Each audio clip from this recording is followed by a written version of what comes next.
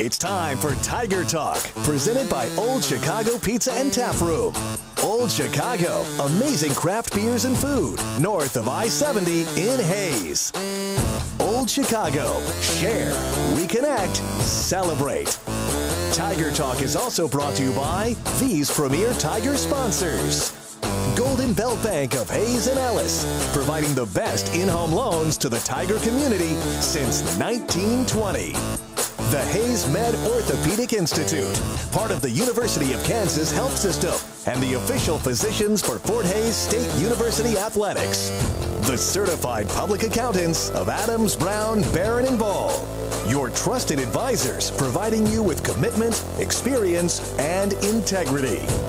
BTI, your John Deere dealer, with locations in Buckland, Great Bend, Greensburg, Hoxie, Ness City, and Pratt. BTI, Valley Hope of Norton. Get help and find hope. The Taco Shop. Dine in, carry out, or delivery. You've never had it so good. Horizon Appliance and Mattress. TVs, appliances, Traeger grills, and Tempur-Pedic bedding. Open 7 days a week at 1501 East 27th in Hayes. And Eagle Communications. Internet, TV, phone. Eagle Communications. Our community connected.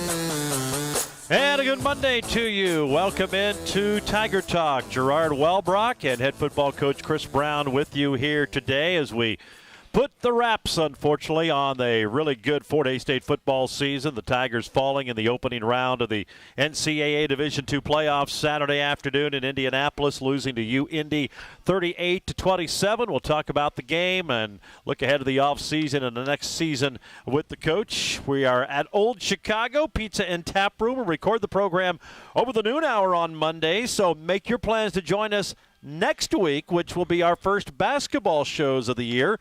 Women's coach Tony Hobson, men's coach Mark Johnson will join us. And, of course, the playback is at 6 o'clock on Monday evenings, but we recorded over the noon hour at Old Chicago, and you can check out their late-night specials every day. If you're maybe coming out to watch the Chiefs this evening, late-night specials here every day starting at only $3. It's at Old Chicago.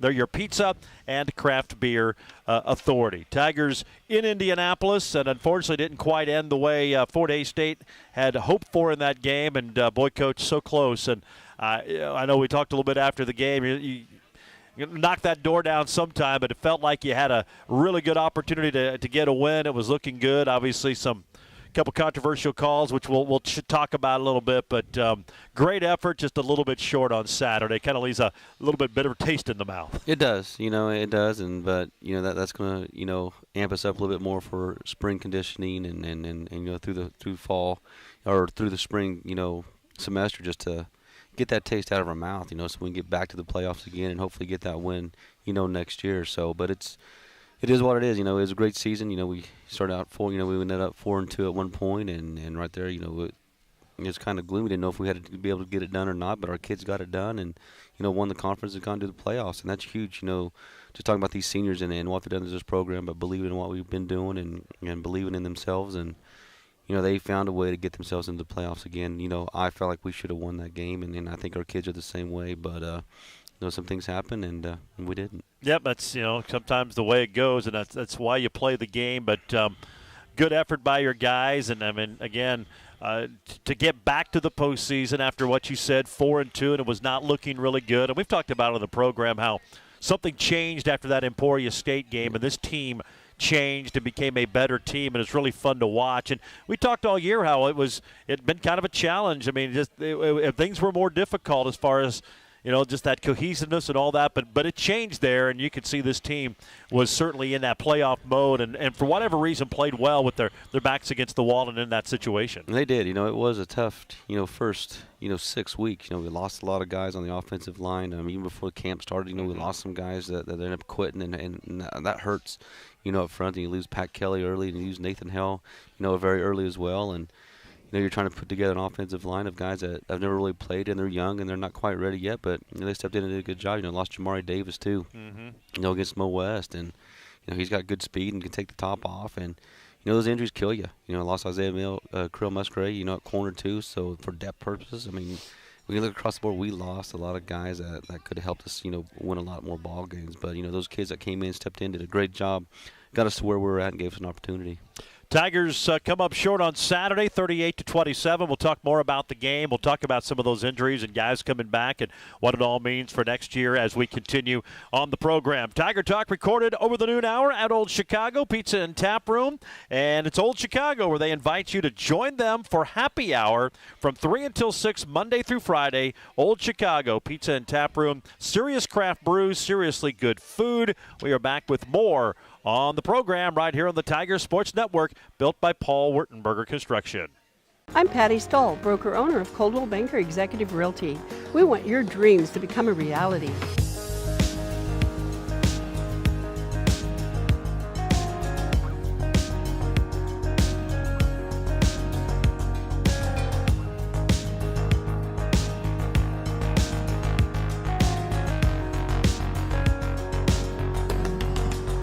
Coldwell Banker Executive Realty prides itself in putting you first.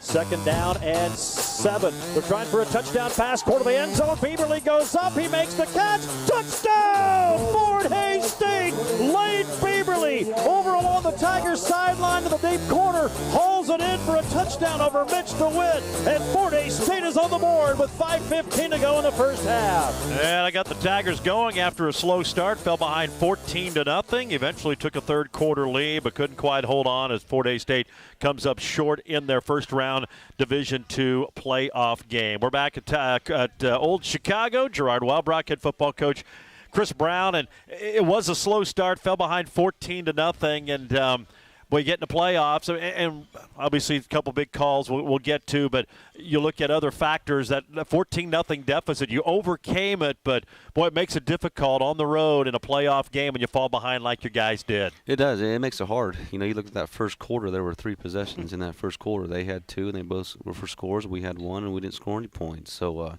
that makes it hard, starting that game off, going down 14-0, but our kids rallied back and fought and battled and got us back in that game. We ended up taking the lead at one point to win the ball game. But, it just didn't work in our favor. But, I was proud of our kids. They battled, they competed, they didn't give up, they didn't quit. Because it's very easy at that point, 14-0. Your guys could have checked it in, but our kids never do.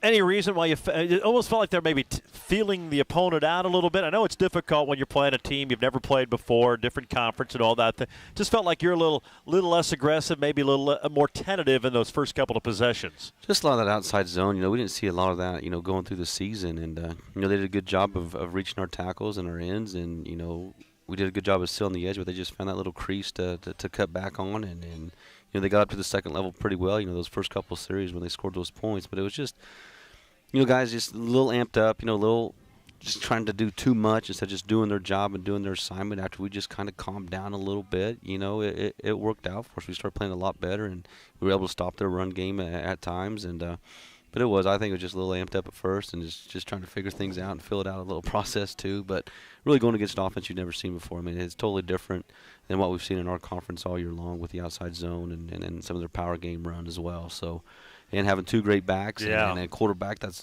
very shifty and can throw the ball well. And they just got us on a couple plays too. Yeah, the McKellar kid, very impressive, and then they bring in Clinton, kind of thunder and lightning, if you will. I mean, he's quick and really fast, and McKellar, good speed, but just a big, strong guy. Scary. They're freshmen and sophomore. I mean, they're young kids, but they were a load. They were talented kids, and they're strong. They're very, very strong. You have to gang tackle them.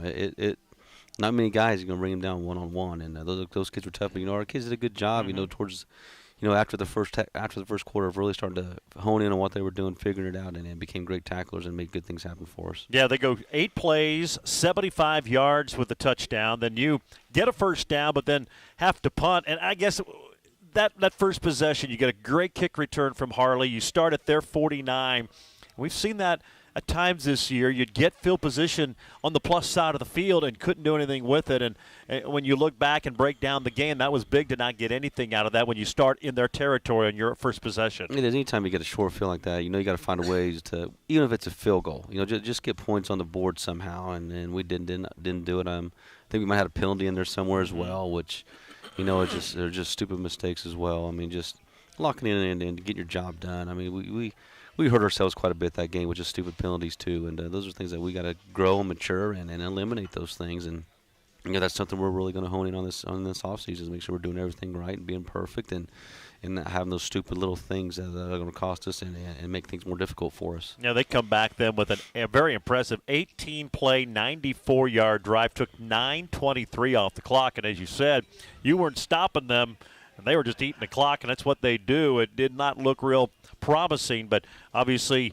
you were able to finally you had a punt, but then you got a 3-and-out. You could kind of sense, all right, got to stop. Now you have things in the right direction. And you come right back and answer that with a touchdown, which was huge to get you back within a score and make you feel like you're part of the game. Yeah, it is. You know, that was huge. Getting that stop and then going down to scoring, and okay, now it's 14-7, and now we're feeling pretty good of ourselves. We've been in this situation before where we're down. I mean, it seems like that's how we've always played it, is being down. But you know, it was. I mean, they were just up front. They were just getting after us and pushing guys around. And, you know, it just took time for our guys to figure out exactly what was happening. And then once they figured it out, I thought they did a good job of really, you know, slowing their offense down a little bit. We heard the highlight of Lane Bieberly's 18-yard touchdown catch. Andrew Jay had a big 19-yard completion on 3rd down. And that was an area you kind of struggled this year, but the last 2-3 weeks of the year, you guys were much better on 3rd down. I know, as you always say, that means you're probably better on 1st and 2nd down. And when this team had positive success on 1st down, even if it wasn't huge plays, even 2-3 yards, it seemed like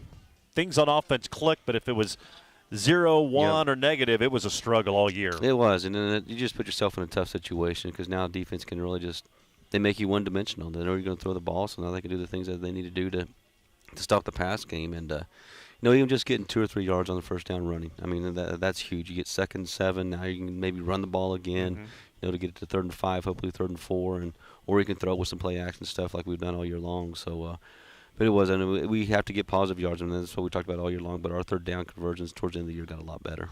Well, you were up or down 14-7. They put together a good drive and move it all the way down to the 3-yard line. Had a big 55-yard run, and you know, could have been a touchdown. Keelan Kennedy, great effort to run him down to the 3, and it turned out to be a big play because the defense stiffened up, did not let him into the end zone, forced him to a field goal. It was kind of, even though they scored to go up 17-7, kind of a momentum-shifting series because you kept him out of the end zone and forced him to go for the field goal. Yeah, that was a big play. You know, just got kind of turned around a little bit, and, you know, KK, you know, at least he stayed with it and finished the play and didn't give up and made the tackle. And you know, that's a huge play by our defense. You know, they give a big play and hold them to a field goal. I mean, that's huge for us. I mean, that keeps some points off the board as well. But, you know, and then we got to make something happen with it, and I believe we do.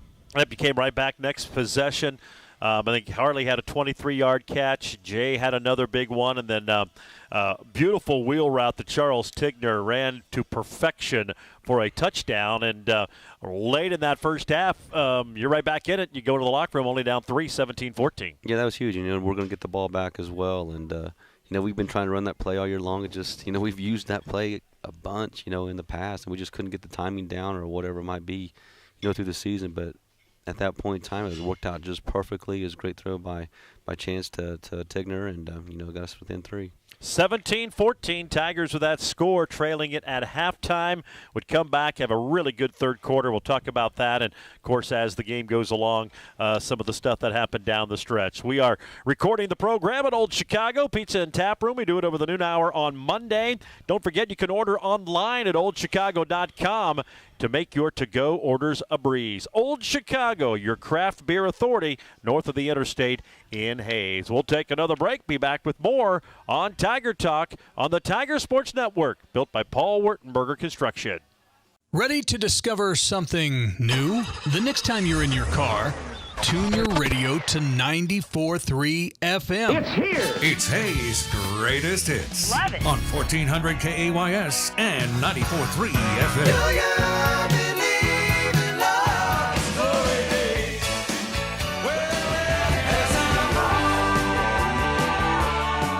94.3 FM, KAYS. Go ahead, check us out. Hazelwood, Bieberly, and Jay to the right. 24 seconds left. There's the snap. There's a pass. Tigner open. Touchdown! Fort Hays State. Charles Tigner on the wheel route. shot from 15, and it's 17-13 with 19 seconds left in the second quarter. That capped a 7-play, 70-yard drive in just a minute 23. The Tigers got it within 3 at halftime. I thought a key play, you had a big pass across the middle. Looked like you might go up and spike the ball, didn't, ran a play, and that was the touchdown play. Some teams may have gone up, spiked it, and regroup, but you're able to keep that momentum going. And as we kind of talked about, timing was perfect. Got you within 3. You get the ball to start the third quarter, and, boy, you came out blazing. Hazlett, a 15-yard catch, another 15-yarder a little bit later on to get you into the end zone. And lo and behold, after the rough start, you had the lead for the first time of the day. Yeah, we did. Our guys just kept battling, and then they kept working and grinding. And, I was proud of our kids. I mean, we were in a hole, and they found a way to get themselves out of that hole and ended up taking the lead there, in the third quarter after the first series. So, I was proud of the way they battled back and got after it, and those are big plays, and we just couldn't hold on. Clearly had the momentum because you go up there with the touchdown, a 9-play, 77-yard drive to start this quarter. You force a 3-and-out, and you come back and you had to settle for a field goal. You had a nice chance, had a big scramble. You got the ball down, I think, to the 22 and couldn't get a touchdown. But you still got points to put you up 7. Clearly had momentum, but I thought the next possession, because you forced another 3-and-out, and I think you got the ball near midfield up to the 41, and it stalled. You had a punt. If you could score again on that drive, I mean, I look at that first possession of the game after the good kick return, and then that one right there up 24-7. You get a 3-and-out and get it back. You score on those two, even if they're field goals, probably enough to get the win. Yeah, it is. And it's just those are situations where we got to make the plays and then make things happen. And, we didn't. They're good defensively, though. They are very good defensively. They don't do a lot, but they're very, very sound in what they do. I mean, they made some really nice plays, and but that is a situation there. I mean, we just got the 3, we got the stop, and we have to go score some more points somehow, and we just didn't. Yeah, and it's easy to say, boy, we just did not take advantage. Some of that is the opponent, and they're in the playoffs. They won their league. They are a good team. And then it kind of shifted after that. They come back and score. They tie it up on the first play of the quarter, and obviously the big play was the targeting. I know a lot of people have, if we were watching it or have seen the replay or whatever, looked like a pretty good tackle that you teach your kids to do in football this day and age. I'm not going to ask you to comment on, obviously coaches got to be careful how they do all that. I'm curious, what was the explanation on the field? Because obviously you don't want to blame refs for losing a game, but that game changed when Doyne, you could just see the emotion, just the air left out of your team's sail. You were a different team after that, and it was you couldn't recover from it. Or just because Doyne's such a great kid. He's not a malicious kid. He knows how to play the game right. He knows the rules. He understands the targeting and all those things like that. And the ruling was, that he left his feet. And and you go back and watch film, he didn't leave his feet. As they came to the ground, he did leave his feet. Physics, he left his feet at the end of the play. At the end of the play. But, they got to go with what they call. That's what they saw, and that's what they have to go with. And, at the end of the day, it's, we still got to have guys step in and make plays for us. I just hate that ended that kid's career, that way on that play. And but, they just got to call it the way they see it. And that's what they called, and that's what we had to go with. And I try to stay as calm as possible. Well, yeah. Well, I thought you handled it well in the post-game press conference when you were asked about that and your explanation of it, because I know you got to be careful. And I guess what's frustrating, an official makes a call like that, and it's a big call, but, I mean, I'm sure if they go back, they'll be a reprimand. They probably made the wrong call, and it ends a kid's career. It changes a game on a dime, and I don't know if there's any ramifications for what happens. And you can't ask an official, why did you make the call, what did you see, and things like that. I guess that's where it gets frustrating. It seems, and we've seen that in the MIAA, when there is a bad call that changes a game, there's really no ramification. I mean, a team loses. I mean, and all that. And I guess that, from the fan perspective, is what's frustrating. It doesn't seem like there's much of a ramification at this level when something like that does happen. There's not really much they can do. I mean, it's it's not. I mean, it's terrible. I mean, it really is, and it hurts. And to see a kid go out like that, and especially his last game of his his career, and because he's such a great young man and has always done things the right way and has never done anything wrong, since he's been here, and just the way he plays the game is perfect. Does it everything the right way and the way it's supposed to be done. But then the kid was short. The kid was a short kid, too, so I can kind of see from their perspective, too, or his, Doyne's chest hit the kid's helmet. But to me, it was just a nice wrap-up tackle. But, I mean, they have to go with what they Right. see, and it's protecting the kids and keeping them safe, too. So it is what it is. It is, and I will say that one of the hardest things is watching Doyen have to leave the field that way, and the disbelief of the team. They go in and score. You nearly got another a goal line stop, and then I thought, I mean, obviously the pass interference because you came back. You got a field goal after they go up 31-24. You come back and get a field goal, and looked like you had a touchdown to tie it. Another big play, and I think that's probably the frustrating part. It seemed like what happened on that wasn't anything different than had happened the entire game. All of a sudden, that's a pass interference. But that was another big call because you score, you come back and tied. You kind of overcome everything that happened. It's a tie game, about, 8 or so. Actually, less than that. We're near, a little over 4 minutes left in the football game. Yep. And it's game on to the very end. And unfortunately, that didn't go your way either. And just kind of some tough breaks that sometimes can be hard to overcome. They are. I mean, it's sometimes things are taken out of your hands, and there's another play that I think the official just needed to communicate on exactly what they saw, because the one that probably had the best look, didn't call anything, but the one that was kind of shielded by Beebs, made the call. So just wish communication might have been a little bit better, on that, and they could have talked about it and said, okay, this is what I saw and this is what I didn't see, and but it was, to me, just two guys hand fighting like they always do, and Beebs gets a little separation, catches the ball, and scores a touchdown. And to me, to this day, I keep watching it over and over, and to me, it's a touchdown. But it wasn't called the way. You get the field goal and still out of chance. So you get a stop, you get the ball. Jacob had to come into play. Chance, I guess, first, how's he doing? We didn't even see it during the game and weren't sure if it was just a decision to change quarterbacks, and then we see the sling that Chance is wearing. Yeah, he's a tough kid. He's a tough kid. And in that situation, too, I mean, we were 4th and 4, and I had to make a decision. Right. Do we go for it on 4th and 4? Do we get the points? And my thought was, all right, we're going to get the points here because I know Dante's going to make it, and then get the ball back, get a stop, and then go down and win this ball game. And that didn't happen for us. But Chance is going to be okay. Don't believe there's going to be any surgery or anything like that. That's good to hear. He got his X-rays this morning, and everything looked pretty good.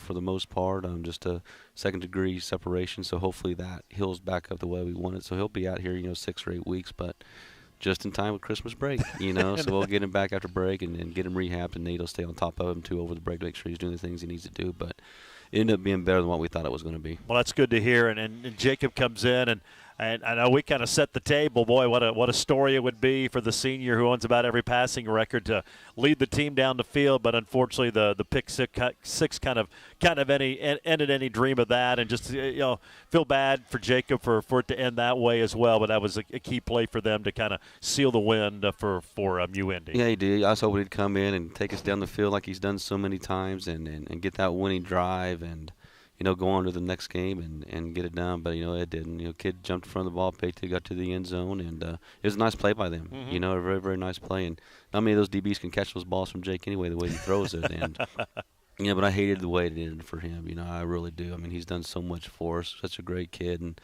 has done everything we've asked him to do. And been through some ups and downs this year with us putting Chance in front of him, and that's hard to do. Oh, yeah. Especially your senior year, and he handled it the right way, and love him to death, and very proud of him. He's going to graduate here pretty soon too. The Tigers fell behind, made a little push there at the end, but just ran out of time, and 38-27 ends up being the final score. We're going to take another break. Tiger Talk recorded over the noon hour at Old Chicago, so make your plans to join us next week for lunch. Old Chicago, burgers, sandwiches, salads, distinctive taproom fare. Old Chicago, pizza and taproom, serious craft brews, seriously good food. Back with more on the program right here on the Tiger Sports Network, built by Paul Wertenberger Construction. Hi, everyone. This is Gerard Welbrock inviting you to join us for Tiger Talk. We record it over the noon hours, Mondays at Old Chicago, north of the interstate in Hayes, and play back at 6 o'clock Monday nights on Tiger Radio Mix 103. You can also catch it on Eagle TV's Channel 14 and 614, Tuesday and Wednesdays at 10 a.m. and 7 p.m., and always on HaysPost.com. So join us for Tiger Talk over the noon hour, Mondays at Old Chicago.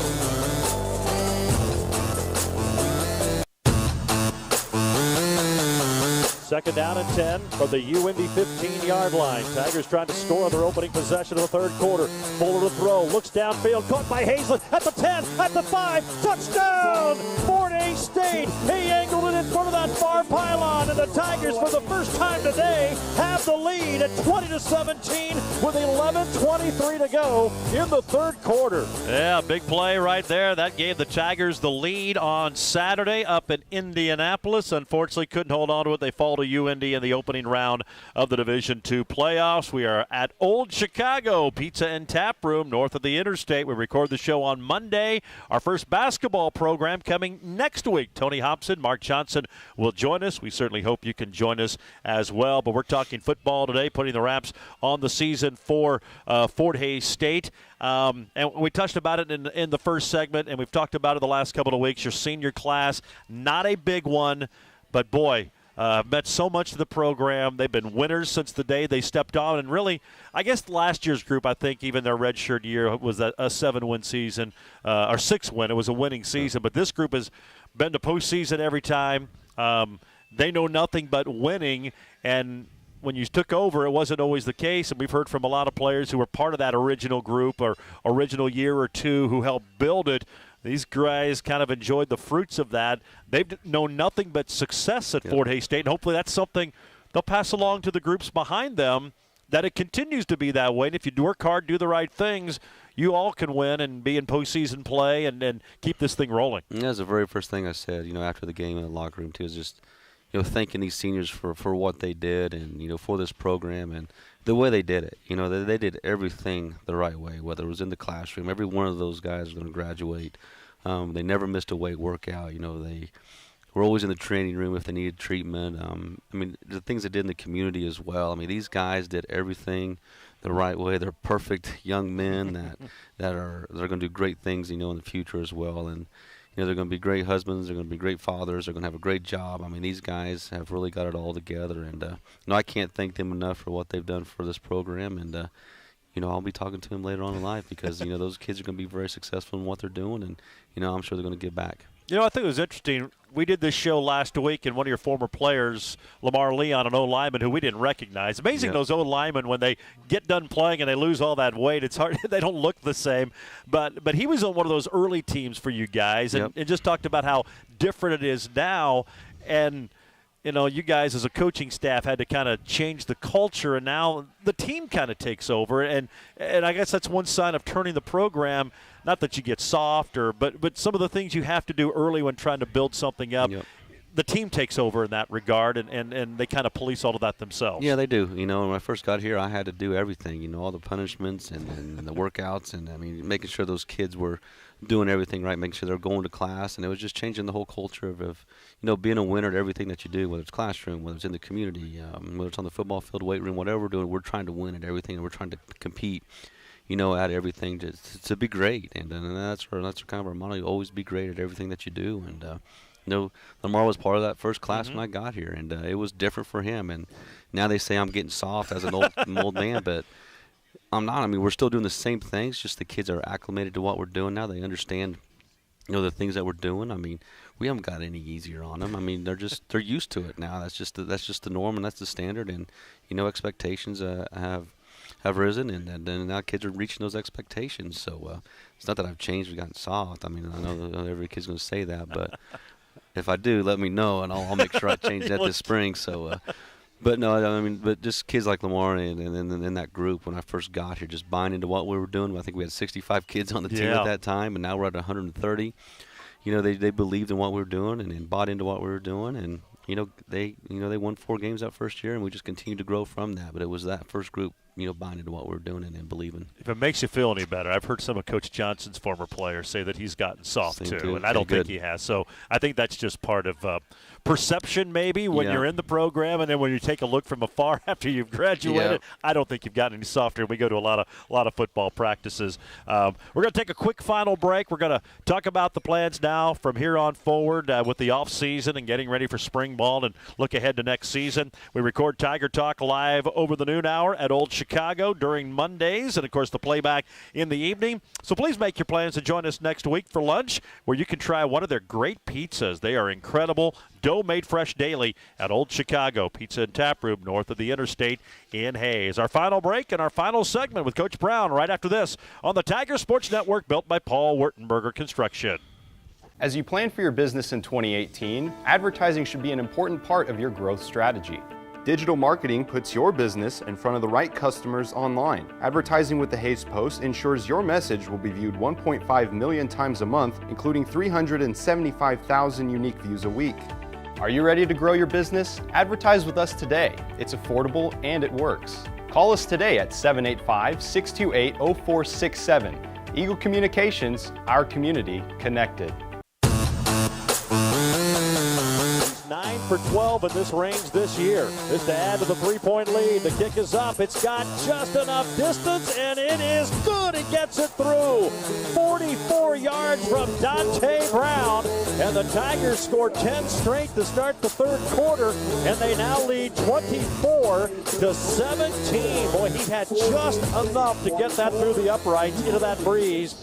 Yeah, a little bit of breeze and colder temperatures, but Dante was really, really good and has been really good all year.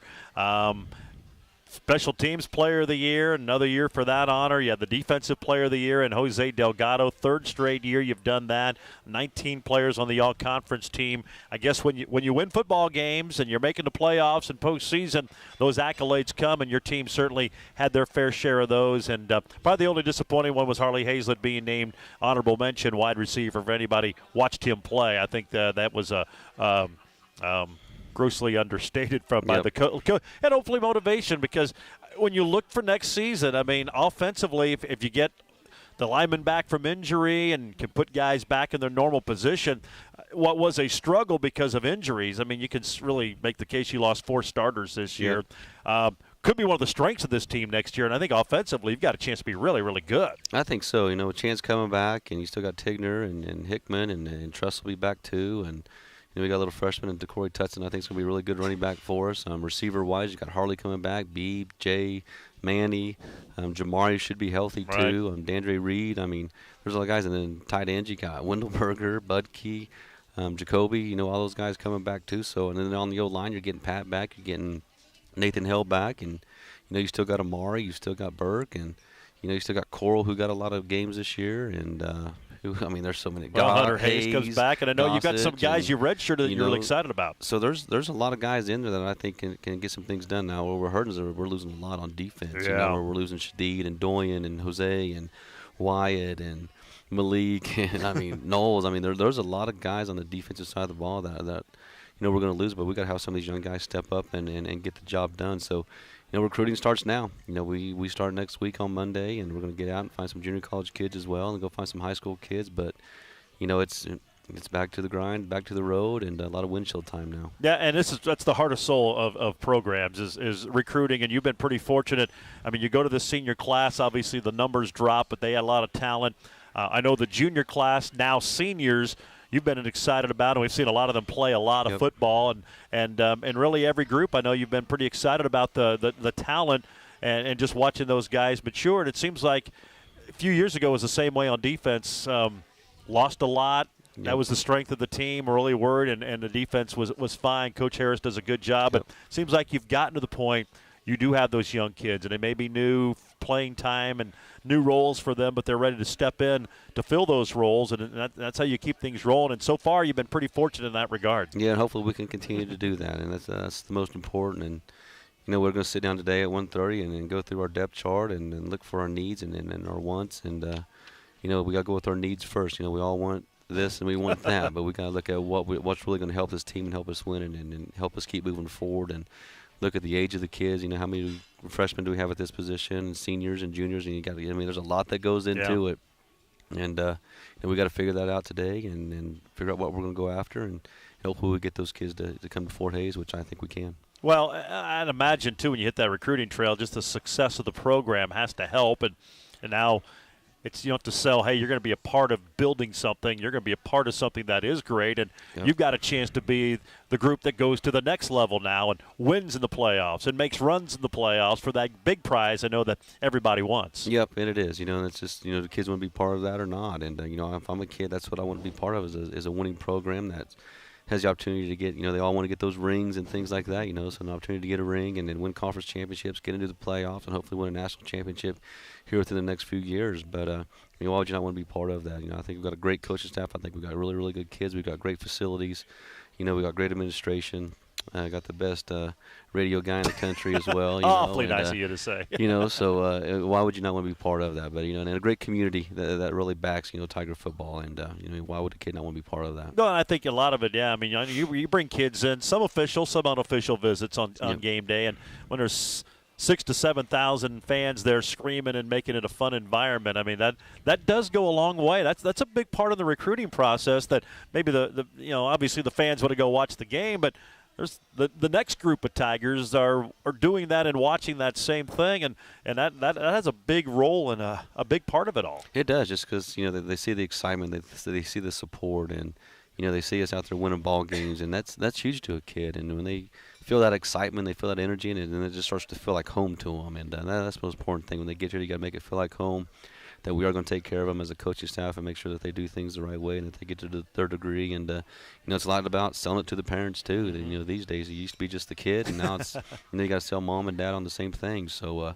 when they get here, I think they really feel comfortable with what we're doing and the things and the way we do things that, a lot of kids want to come here. Well, it was certainly a fun run, and a run that midway through the season didn't look like it was going to even get to where it did. And I know, like how we talked before the flight home, he's got to keep knocking on that door. I mean, you've back-to-back playoff appearances, that was a first. Back-to-back conference titles, first time since the mid-30s that's happened. Now you'll try to make it 3 in a row for both, and keep knocking on the door. Eventually, you got to knock it open, and I think once that lid comes off, you got a chance to do even bigger and better things. But I know you guys are going to work hard, and I'm sure there's an evaluation process of, okay, we've done this and this. What are we not doing? What do we need to do better to get to that next level and start winning in the playoffs? Yeah, it is, and we'll start with that. Today at 1:30, what do we got to do to take that next step? I mean, what do we need? Is it players? Is it something that we're doing as a coaching staff? Is it our off-season conditioning? I mean, what's going to take us to that next step? And we got to figure that out. And it's also talking to your players too. Yeah. This senior class, bringing them in, asking, okay, what do we need to do better, or what did you like, what did you dislike? What's going to take us to that next level, and getting their input too, because they know a lot. They're around the game quite a bit. They're around the kids quite a bit, and what kids on our team right now do you think not fit? Or do fit, or who needs to work harder? I mean, it all comes down to those guys. Letting us know too to help us out. All right, sounds good. Coach, we've appreciated the visits on Monday and inside look at Fort Hays State football. I know you're going to hit the recruiting trail, and all your coaches are going to be out and even gone more now than they are during the season. But we appreciate everything. It's certainly been a ride, and it won't be long. It'll be late summer, and fall camp will be cranking up, and the new first game of the season is going to be here. And I think for a lot of Tiger fans, won't get here quick enough because it's been a pretty fun run. It has been fun, and it went fast, and then this season went really fast. It really did. And, but it's going to be here before you know it. But I can't thank you guys enough either.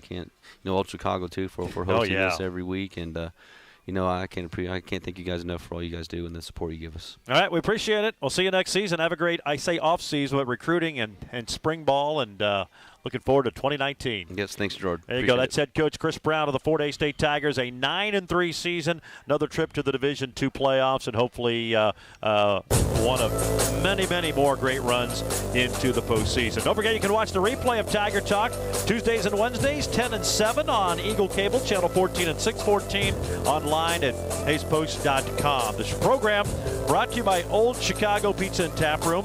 Also brought to you by Hayes Med Orthopedic Institute, Adams Brown, Barron and Ball, BTI, Valley Hope of Norton, The Taco Shop, Golden Belt Bank of Hayes and Ellis, Horizon Appliance and Mattress, and Eagle Communications. Don't forget, tomorrow night, Tiger basketball from Wichita against Newman, a men's and women's doubleheader, 5:30 and 7:30. Next weekend, men's basketball at 5 o'clock on Friday. Women are up in Kearney at 5. That'll be on KOYS, and then again on Sunday. And our first Tiger Talk for basketball is next week.